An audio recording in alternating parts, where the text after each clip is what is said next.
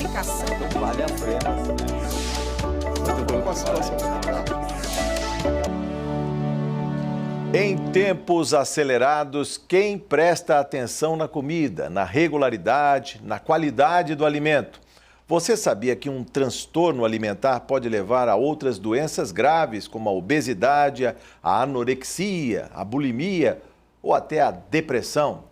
O Em Discussão Especial vai falar sobre transtornos alimentares com Rejane Esbriça, que é psicóloga cognitiva, comportamental e especializada em terapia para tratamento de transtornos alimentares. Seja muito bem-vinda. Obrigada pelo convite. Um prazer conversar contigo aqui no estúdio da TV Alesp. Antes de mais nada, é importante que se diga o que vem a ser o transtorno. A gente, como eu disse na abertura, muitas vezes se alimenta mal, depressa demais, ou come de menos, não tem as chamadas regularidades. O que a gente pode, de alguma maneira, colocar na caixinha do transtorno? O que vem a ser o transtorno alimentar? O transtorno é justamente sair dessa regularidade, né? Na quantidade de comida, nas escolhas que a pessoa faz, na quantidade de tempo que ela fica sem comer, ou... Você vai vendo pelo comportamento dela, né? Sim. Então, é o que sai da regularidade, do normal, que não deixaria a pessoa nem obesa e nem magra demais, como na anorexia, né? Com nenhum comportamento excessivo, ou para o menos ou para mais. E por que não se olha, digamos, com mais acuidade a questão dos transtornos alimentares? Brincávamos aqui antes do início da gravação do programa, procurando nas páginas aqui da Assembleia Legislativa, no portal, sobre o tema, né? Transtornos alimentares. E a gente viu algumas propostas, alguns projetos, mas lá em 2002, 2003, 2007, 2009, inclusive de deputados que já não estão mais na casa, ex-deputados. De lá para cá, 2009 a 2019, 10 anos se passaram. Não há problema que se torne, inclusive, uma provocação a essa Casa de Leis para que se torne uma política pública? Como é que a gente está? Olha, é muito difícil, tem muita falta de informação dos transtornos alimentares. Normalmente, as pessoas se ligam mais na obesidade só, né? Que o Brasil está ficando um país muito obeso, né? Acho que é o segundo país mais obeso, tirando os Estados Unidos. Então, que serve o de foco paradigma, fica... serve de paradigma para nós. A gente está errando os mesmos erros deles. Exatamente. Então... tinha que passar mais informação sobre o que é, como reconhecer, porque as pessoas não sabem. Quando elas, ou alguém da família normalmente percebe que tem alguém que está com um distúrbio, o nível já está muito alto, o nível do distúrbio. Tipo, se é anorexia, a pessoa já tem que ser internada, se é bulimia também. Na obesidade chega a um ponto de, quando está doente, vai se cuidar.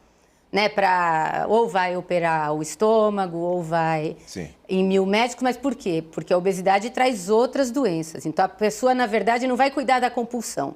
Ela vai cuidar do colesterol alto, vai cuidar da pressão alta. Então, assim, não tem um foco nisso. O gordinho, ou a pessoa que está engordando, e mesmo a olhos vistos, que esse todo mundo vê mesmo, né? Ele não tem esse feedback, é sempre aquela coisa de é só fechar a boca que passa, ou então tem uma pílula que saiu aí não sei aonde, que o meu médico pode te dar, ou... né, elas vão procurando formas de cuidar que não são as verdadeiras, não vão na raiz do problema, né? Que é por que ele come em excesso. Bom, você falou em... na bulimia, anorexia. Podia traduzir para nós, por exemplo, a diferença de anorexia, bulimia? Sim. Anorexia, a pessoa para de comer. Ela não come. Por vários motivos. Ou ela quer ter um corpo magro, ela se vê gorda, a autoimagem dela é distorcida, ela não se vê como ela é. Tem causas emocionais, depressão, mas ainda não se sabe se... a depressão leva à anorexia ou ela primeiro fica anorética para depois ter depressão. Assim com a bulimia também. Então a pessoa e a bulimia, para de comer. Diferença... A bulimia, a pessoa tem episódios compulsivos muito grandes, tipo de comer 7.000 calorias de uma vez só, numa refeição só. E depois 7.000 calorias? 7.000 de uma vez. Comida para 3 dias. Exatamente. A pessoa come em uma refeição. E depois ela faz de tudo para se livrar dessas calorias, porque ela se sente culpada de ter comido, só que ela não consegue parar na hora que tá, né? O episódio compulsivo é muito grave, muito grande. E aí ou ela vai passar 12 horas direto dentro de uma academia, ou ela vai induzir o vômito, ou ela vai tomar tipo 40 cápsulas de laxante. Não é tomar um, ela toma um vidrinho ou 2 vidrinhos inteiros de laxantes. Ela vai procurar alguma forma de se desfazer daquelas calorias. E normalmente depois ela fica muitas horas sem comer. Muitas. E isso é fruto às vezes come só essa vez no dia. É fruto da culpa ficar muitas horas sem comer? Eu lembro, aliás, uma imagem marcante para mim. Estamos falando em episódio. Vamos falar de uma série que passou muito tempo atrás, Sex and the City. Que uma das personagens come um bolo. Ela começa a comer compulsivamente um bolo. E aí ela olha, está na hora de parar. Pega o bolo e joga na lata do lixo. Não dá um minuto, ela vai até a lata do lixo, cata o bolo e continua comendo. É um bom exemplo. Elas fazem isso mesmo. Elas comem coisa do lixo. Elas comem o que tiver na frente, porque é irracional. É o transtorno mental. Isso já é uma doença. Então, muitas vezes elas ficam muitas horas sem comer porque elas sabem que elas não se controlam. Que se ela começar, ela não tem parada até passar mal. Elas comem, já está se sentindo muito cheia, já está passando mal, mas continua comendo. Sim. Onde entra o trabalho, por exemplo, do médico, do nutricionista, do psicólogo? Eu queria que você falasse um pouco também da psicologia cognitiva, comportamental, como é que a pessoa consegue perceber-se doente? Nesses 3 transtornos alimentares, anorexia, bulimia e comer compulsivo, os 3 precisam de equipe multidisciplinar. Não dá para tratar uma coisa só, tipo só ir ao médico, ver hormônios, ver o metabolismo, ou só na nutricionista, ou só na psicóloga. E não é só um médico também, pode ser um psiquiatra, tem que ser um endócrino. Isso, um endócrino, um psiquiatra, uma nutricionista, isso, e uma psicóloga, isso é o básico, no mínimo. Precisa porque de um exército. Pode ser que ela perceba outras doenças quando começar associadas a isso tudo. Sim.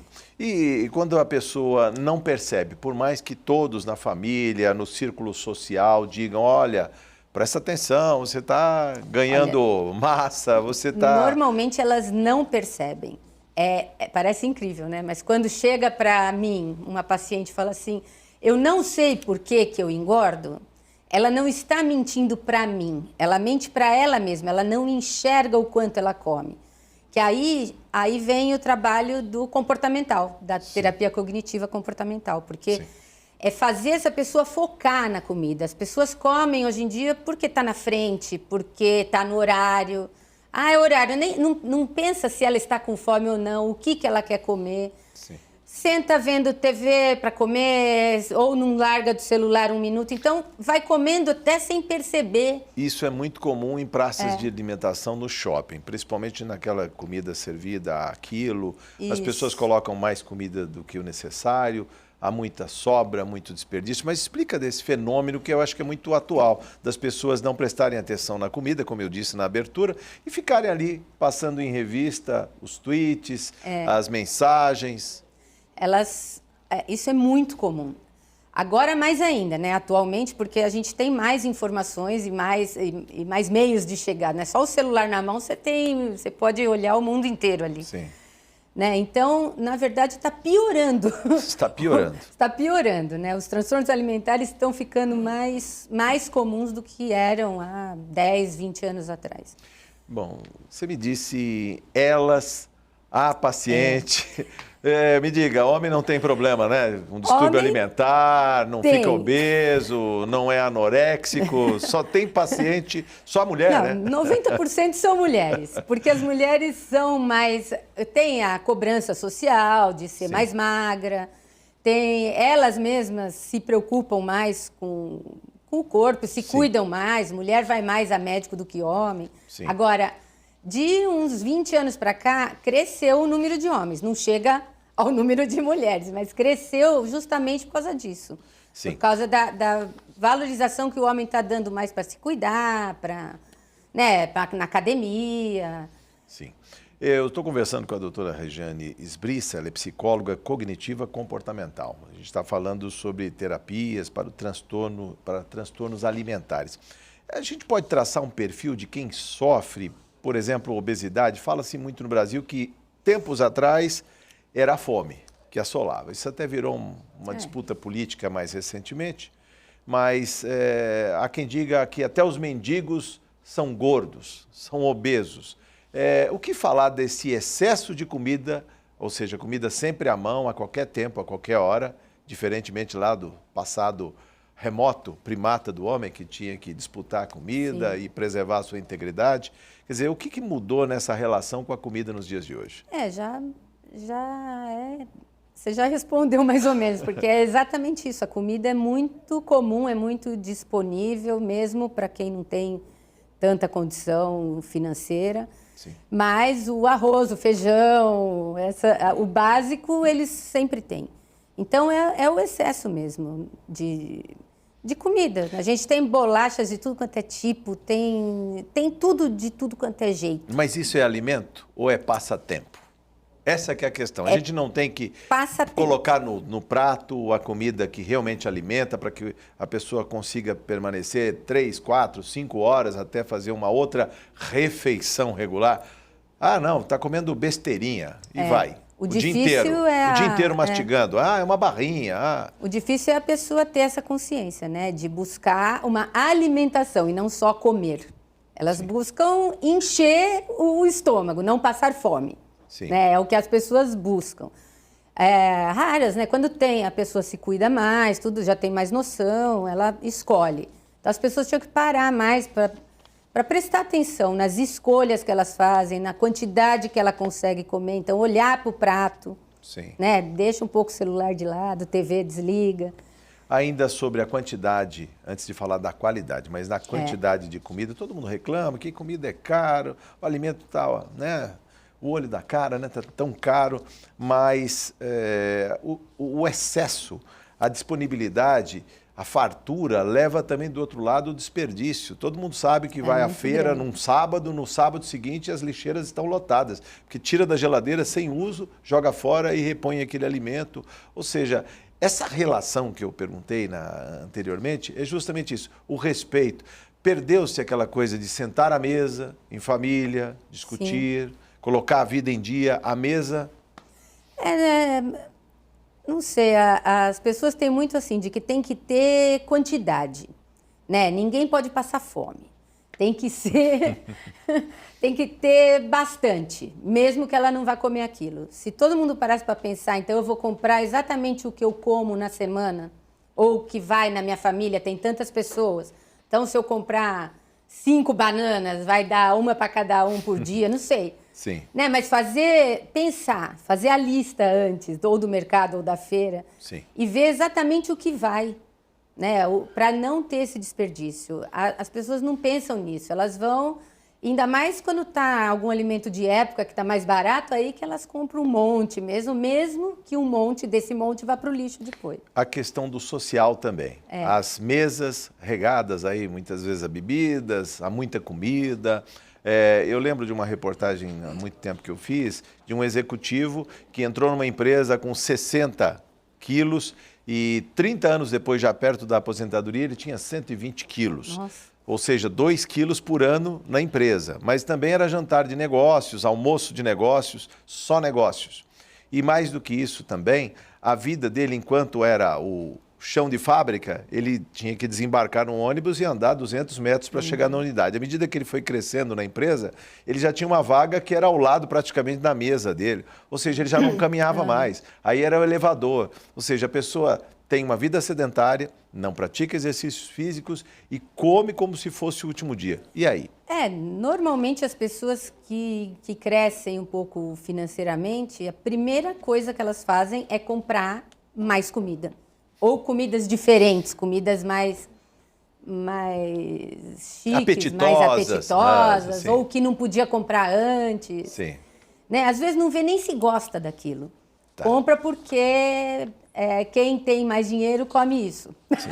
Estamos falando bastante de obesidade, mas eu queria também para o campo contrário, a anorexia. Isso tem a ver também com perdas? As pessoas, por exemplo, podem ter algum problema psicológico e aí começar a parar de comer?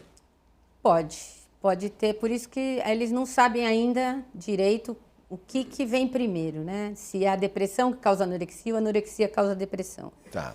Eu sei que os transtornos alimentares, para quem tem algum caso na família, essa pessoa tem 4 vezes mais chances de também ter. Sim. Então, se você já tem um caso na família, seria bom já prestar atenção, né, na alimentação. Sim. E a anorexia, ela tem um lado metabólico também, mas que descobriram há pouco tempo também, porque normalmente, assim, por ela parar de comer, é que vem problema de metabolismo. Mas Sim. já perceberam que tem algumas coisas que já perceberam antes na pessoa que tem anorexia. Isso tem a ver também com idade. Os brasileiros estão vivendo mais, né? A média dos brasileiros já ultrapassa 76 anos. Ao decorrer da idade, a pessoa pode engordar, ele vai acumulando peso. Sim. E depois na velhice ele vai perdendo paulatinamente. Vai perdendo massa muscular vai também. Perdendo. A pessoa fala, não, mas quando eu ficar velha eu fico magra. Assim, aí empurra para o dia seguinte Mas ela perde sempre. massa muscular, ela não perde gordura. Perde massa muscular. E aí começa a ter problemas nas articulações e tudo mais, músculos, tendões.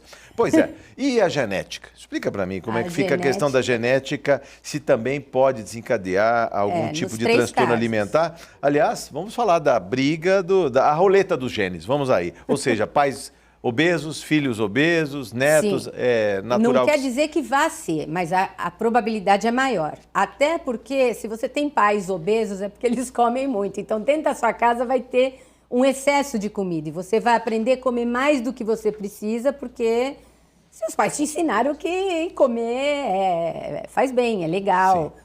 Que ser magro é ruim, dá aparência de doente. Sim, mas hoje o contrário, essa ditadura da moda e da beleza tem levado muitas mulheres aí a ficarem em regimes permanentes, né, para não engordar. Aliás, tem uma faixa de idade que as meninas preferencialmente deixam de comer para evitar receber bullying na escola. Como é que é isso? Explica pra gente, Regiane. Da adolescência, 13 anos, 12 anos, até uns 25 anos é a maioria dos casos. Até os 25 anos?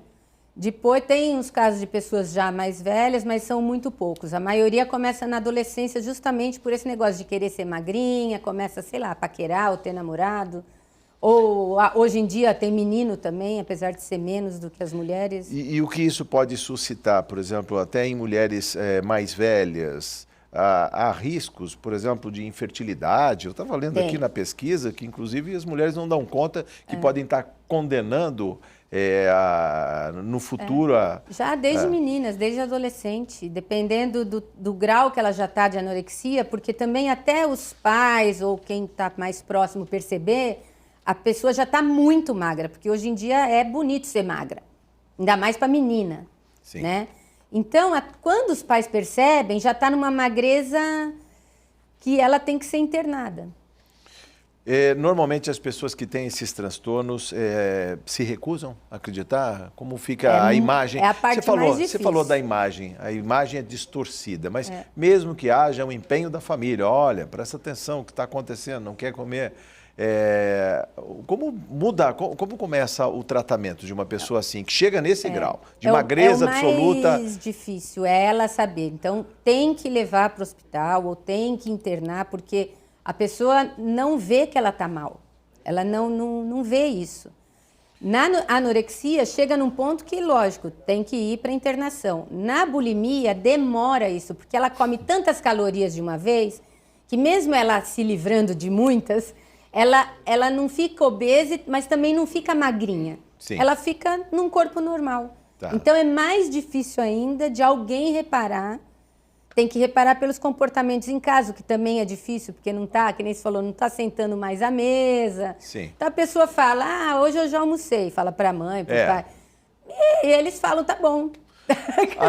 A importância do social, das pessoas que patrulham ali do lado, pai, mãe, ou pessoa do convívio, que observa esse tipo de coisa. Porque muitas vezes é invisível. Quando vai perceber, já é tarde, a pessoa já está necessitando de uma internação. É o normal. O normal é já ir já perceberem numa fase que já está há muito tempo, há muitos meses, a pessoa ou sem comer, ou tendo esses episódios compulsivos e depois fazendo alguma coisa para eliminar. Estamos numa casa de leis, é importante pensar em políticas públicas. Como se deve alcançar as pessoas que estão nessa faixa e suscetíveis a ter transtornos alimentares? É o tipo de campanha que se pode orquestrar na mais tenra idade, ou seja, na infância, dentro de escola? Você imagina campanhas permanentes ou programas que possam evitar que no futuro as pessoas venham desenvolver transtornos alimentares? Era passar conhecimento mesmo, desde bem novinha, sei lá, agora é ensino médio, né? Do primeiro médio. Tá. Desde bem novinhas, já começar a falar e falar o que acontece, né? Quando a pessoa não tem, porque quando ela já está mal, ela vai achar isso tudo uma bobagem muito grande, porque ela não acha que ela é doente. Nunca admite. Ela né? não é doente. Tá. E a família tem que ter essa informação também. Tinha que ter um jeito de passar essas informações para a família, porque a família também é muito difícil da gente convencer que ela tem alguém doente na casa dela. Como a mídia e principalmente as redes sociais podem levar, digamos, esta informação que falta. A mídia pode, de alguma maneira, influenciar nos transtornos, chamar a atenção para isso? Pode, assim, eles tentam. Bom, se dita a moda, se mostra então, a magreza, todo mundo quer ficar parecida com aquela artista, com aquela personagem da novela. Agora não tem mais aquelas modelos modelos esqueléticas que tinha há uns 20 anos atrás. As modelos eram esqueléticas, né? Sim. Agora já está num nível mais normal, já tem propaganda de roupas normais. Você chega numa loja também... Se você é muito magro, se você é muito gordo, não tem roupa para você. Só tem roupa para quem está no meio, né? Então, tem que explicar o que acontece e a família. Porque a família é tão difícil quanto a doente. Aliás, me explique isso também, como é possível conclamar a família dentro desta proposta, porque se a doença afeta o entorno, de que adianta se atacar aquela pessoa quando todos no entorno também não admitem a magreza absoluta e nem o excesso de peso? Como é isso? Muitos pais, quando eu chamo no consultório, né, para explicar a situação da filha, primeiro que raramente o pai vai, normalmente é a mãe, e muitas vezes a mãe acha que é bobagem, que é só ela, sei lá, conversar, né? Que ela tá lá, ela levou na psicóloga para conversar. Sim. Porque a filha é fechada, porque óbvio que essas pessoas é uma boa coisa para os pais prestarem atenção. Tá. Quando a pessoa é muito fechada, você não sabe nada do que ela faz, você não vê ela comendo nada, você não vê, porque a bulímica também come escondido. Ela tem esses episódios grandes e escondido. Sim. Ela não come na frente de ninguém, porque ela sabe que ela não se controla. Então, mas a família não dá falta na despensa? Essa que é também uma questão de olhar se está sumindo comida ou se está aparecendo no quarto ou em algum lugar acha que está possa... dando para alguém, não acha que, por exemplo, que ela vai conseguir comer tudo aquilo que tinha na despensa, por exemplo. Sim. Regiane, você falou em metabolismo. Eu queria que você explicasse para o nosso telespectador um pouco mais em que isso pode desencadear transtornos alimentares. O que tem a ver o metabolismo? A gente ouve muita gente falar, mas meu intestino é preguiçoso, eu como pouco e já estou satisfeito, ou eu preciso comer muito. Tem gente que fala, eu tenho facilidade para engordar e dificuldade para emagrecer. Esse é o metabolismo. Ela está com o metabolismo lento dela, o organismo está funcionando mais devagar. Mas isso tem a ver também com a vida que se leva? Ou seja, antigamente as pessoas sentavam à mesa, depois saíam para caminhar, fazer o quilo. Lembra dessa expressão? Os nossos avós, né? Lá atrás. É verdade. Fazer o quilo, né? Então, eu queria que você falasse um pouco disso, da necessidade, porque as pessoas comem velozmente, às vezes tem 1 hora de almoço, mas querem fazê-lo em meia hora e aproveitar a outra meia hora para trabalhar, para passear. Fazer outra coisa. Exatamente. Eu queria que você falasse um pouco disso também. Isso, explorando a sua expertise e, digamos, o histórico dos seus pacientes, o que eles têm feito. Isso atrapalha muito também. Hoje em dia está todo mundo muito sem tempo. Quer dizer, na verdade, as pessoas não estão sabendo administrar o tempo delas para o que é realmente importante. Sim. A alimentação, por mais que não pareça para as pessoas, porque elas comem fazendo outras coisas, é uma das partes mais importantes do dia da pessoa. É alimentação Sim. e sono. Se você tem essas duas coisas equilibradas, você vive bem e vive bastante. Por falar em alimentação e sono, também com esta baixa regularidade, tem gente que come muito e ainda vai dormir, depois tem problemas de refluxo. Isso tem a ver também com a alimentação? Quando eu citei... Acorda à noite para comer. Sim. A compulsão alimentar e a bulimia fazem isso. Que a anorexia não come. Visitas noturnas à geladeira. Visitas, as visitas noturnas à geladeira é muito comum, que é justamente para ninguém ver o que elas comem durante o dia. Sim. Então, elas, depois que todo mundo foi dormir, acorda e vai comer muito. Então, até as pessoas falam, mas eu não vejo você comer tanto, por que você está engordando? Sim. O que deve se fazer quando a pessoa se conscientiza? Sim, estou numa fase, isso aí já...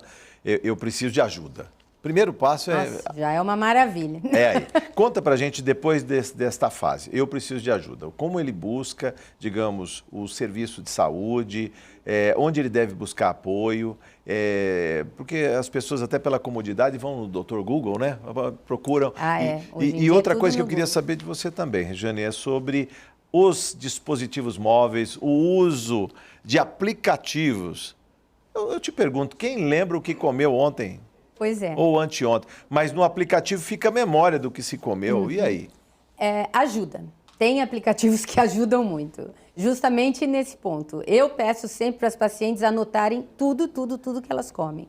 Porque a mente da gente engana a gente. Quando você fala assim, eu não lembro o que eu comi ontem, não é mentira. Você realmente, Sim. Por quê? Porque você comeu fazendo outra coisa. Você comeu com a cabeça em outro lugar e não no prato, né, na comida. Mas aquele lauto jantar num cruzeiro é inesquecível. Por que a gente não tenta agregar valor àquela convivência para que a gente lembre exatamente dessa refeição ou dessas refeições? É muito difícil hoje em dia. As pessoas têm muito... A cabeça está com 1000 informações, está com 1000 coisas, está pensando já o que vai fazer amanhã, no que fez hoje. É o que eu falei, não dão prioridade para a alimentação. A alimentação Sim. É mais uma coisa no dia e o que tiver aqui na frente eu pego e como, se eu não tenho muito tempo. Sim. Ou se eu tenho tempo, eu não quero gastar meu tempo comendo, eu quero gastar meu tempo fazendo alguma coisa ou adiantando algum serviço. Ou, Sim. Né? Eu ainda queria o seu passo a passo. Quando você falou onde entra em cena, que eu acho que é uma curiosidade do nosso telespectador também, onde entra em cena o papel do especialista doutrinando, voltando a fazer refeições balanceadas, saudáveis. É o que todos querem. Primeira coisa que você falou, tomar consciência, saber eu preciso de ajuda, eu não estou tendo um comportamento normal. Né? Eu sei que eu não me controlo, ou eu como muito, ou eu sei que eu não estou comendo nada e já estou me sentindo fraca. Primeira coisa é a consciência. Aí vai procurar um médico. Sim. Normalmente um endócrino para ver os hormônios e o metabolismo, como é que está funcionando. Tem que passar por uma nutricionista. O hormônio tem muito a ver com o crescimento da massa gorda, vamos dizer assim. Tem a ver? Tem. Então, por exemplo, mulheres no pós-menopausa têm uma tendência natural a engordar. A engordar, então, ela a ganhar tem peso. Que cuidar mais da alimentação dela e sempre ir comendo um pouco menos. Sim. Não precisa fazer, aliás, nem é para fazer aquelas grandes dietas restritivas, porque essa restrição leva à compulsão. Você passa vontade, você passa fome, então quando você não conseguir se controlar, você descontrola de vez. Você não vai conseguir um equilíbrio, né? Ou você não come nada, ou você come um monte. Sim. Então, primeira coisa é a pessoa ter essa consciência de que ela precisa de ajuda. Sim. E buscar em todos os lados, não buscar em um só. Não buscar só o médico, ou só uma nutricionista, ou só um preparador físico, ou só a psicologia. Porque, em muitos casos, a pessoa precisa de remédio antidepressivo. Porque esses transtornos alimentares levam à depressão. E os remédios são eficientes ou eles, vez por outra, precisam ser trocados? Eu digo isso quando fala de compulsão. Já vi gente que, para não comer, começa a tomar água, e toma água, e toma água, ou come uma fruta, ou 2 frutas, mas aí tem muito açúcar, tem frutose. Aí começa a ganhar peso, aí fala, não, mas é retenção líquida. Não, fica tranquilo. E aí, explica pra gente, quando chega nessa fase, o que fazer? Ficar tomando copo d'água, não, aí aumentando o estômago. Já é uma coisa também para ela perceber que tem alguma coisa errada. Então, se eu estou engordando, eu vou trocar a comida por água, só que ela ela não vai se sentir satisfeita com a água. Né? Não processa. Não tem a ver uma coisa com outra. Ela tem que ver como que, então, ela pode fazer para equilibrar o que ela está fazendo. Tá. Né, a comida, equilibrar nas escolhas, né, anotando tudo que ela come, ela vai perceber no dia a dia dela onde ela está exagerando, onde está em falta, onde, né, se ela está comendo carboidrato demais ou proteína demais, e dar uma equilibrada. Né? Aproveitando a expertise, ainda falando de mitos e verdades, alimentos processados, alimentos in natura. Como é que, por exemplo, na hora de fazer escolhas, o que é bom para a saúde? Quanto mais natural for sua alimentação, mais saudável você vai ser. Isso não quer dizer que você vai ser magro, porque comida saudável também tem caloria. Podia explicar? Pode repetir isso, porque as pessoas... As frutas têm caloria, os integrais todos têm até mais caloria do que o refinado normalmente. Então a pessoa acha que se eu estou comendo só coisa natural, eu posso comer quanto eu quiser. Não. Tem muito a ver com a quantidade ingerida. É a quantidade. Pois é, aí a gente vai para o outro extremo, que é também das pessoas que buscam, digamos, uma vida saudável e procuram os exercícios físicos. Eu já vi muita gente que vai à academia, que fica por horas ali, queimando calorias, mas depois se empanturra de comida. Precisa de muita comida para repor, seja a proteína, seja o carboidrato. Não, e muitas vezes não emagrece. E ela fala, mas eu estou fazendo exercício todo dia, por que eu não emagreço? Porque não mudou o comportamento alimentar. Então ela vai conseguir manter o peso dela. Sim. Só que ela não vai conseguir emagrecer. Mesmo fazendo exercício. Manutenção de peso também não significa saúde. A pessoa pode estar sofrendo um transtorno, brigando com a balança todos os dias. Exatamente. Se eu preciso passar não sei quantas horas na academia todo dia para garantir que eu não vou engordar, tem alguma coisa errada também, né? Fica aquela obrigação, né? E a comida também tem muito a ver com prazer. E as pessoas hoje em dia estão se sentindo muito sem prazer. Assim, porque elas estão sempre ocupadas, porque elas sempre têm o que fazer, porque nunca tem tempo para elas. Já estamos praticamente encerrando a nossa conversa, mas eu queria ouvir mais sobre isso. A comida e o prazer. As pessoas que comem fora de hora, que comem quando não estão com fome, só para manter uma regularidade, e também como buscar o prazer, porque se o prazer na comida vem substituir outros prazeres, a tendência não é que a pessoa coma demais, coma o dia inteiro para ficar absorvendo, querendo sempre o prazer. Querendo compensá-la. Ela quer se compensar, tipo, hoje eu trabalhei das 6 da manhã até 9 da noite, eu mereço uma pizza inteira. Eu mereço, né? Mas ela não vai comer uma fatia de pizza, ela merece bastante, porque ela está muito cansada. Sim. Então ela tem isso na cabeça, porque nós somos agradados desde criancinha. O que as mamães, as vovós fazem para agradar? Faz a comida que a pessoa gosta. E como vencer também essa questão cultural, né? Que muita fartura à mesa, muito prazer. Olha, as pessoas ficam em torno da mesa conversando por horas, comendo muito. É aquele negócio de que a comida une, né? Tá todo mundo ali em volta, tá todo mundo conversando e sai todo mundo satisfeito, né? Comeram bem, o Dia das Mães é o dia que mais se come no ano, de uma vez só. Ganha do Natal. Porque é um domingo. Porque mãe tem a ver com prazer, com acolhimento, com carinho, com acolhimento. Então, a mesa mais cheia que tem é no Dia das Mães, não é nem no Natal isso. Sim. Doutora Regiane, para a gente encerrar nossa conversa, o que faltou dizer, suas considerações finais e a dica para quem está nos assistindo de como comer bem, mesmo em tempos acelerados, ter disciplina, buscar a regularidade e a qualidade dos alimentos e como uma extensão da vida à sua saúde. Priorizar a alimentação, não deixar como uma coisa, se der tempo eu como, se não der não como, ou né? Não colocar a comida, ter outros prazeres na vida, isso não precisa ser grande coisa. Às vezes você ouviu uma música que você gosta, mas nunca mais ouviu, porque acha que não tem tempo, arranja esse tempinho. Sim. Né? São pequenas coisas, é o dia a dia, não é você mudar uma grande coisa na sua vida, que isso não funciona. Senão, dieta funcionaria. Todo mundo faz dieta e a maioria ou volta a engordar ou continua gordo. É o que todos queremos, né? Vida saudável então, e longevidade, né? Porque isso também é sinônimo alimentação e sono. Longevidade é uma alimentação mais saudável, então quanto menos processados os alimentos, melhor para a saúde. Reparar no que você come, escolher o que você come, já que a comida é prazer, escolhe o que você quer, não come o que tem na frente. Sim. Chega num restaurante por quilo, olha tudo que tem primeiro e vê aquilo que te deu vontade de comer. Você não precisa comer aquilo.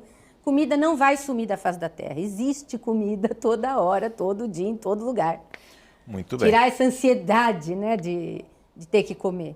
Bom, voltaremos ao tema. Foi um prazer conversar com a senhora. Obrigada pelo convite. Eu conversei com a doutora Rejane Esbriça, que é psicóloga cognitiva comportamental, neste programa Em Discussão Especial. Muito obrigado por sua audiência e até a próxima oportunidade. Eu espero você.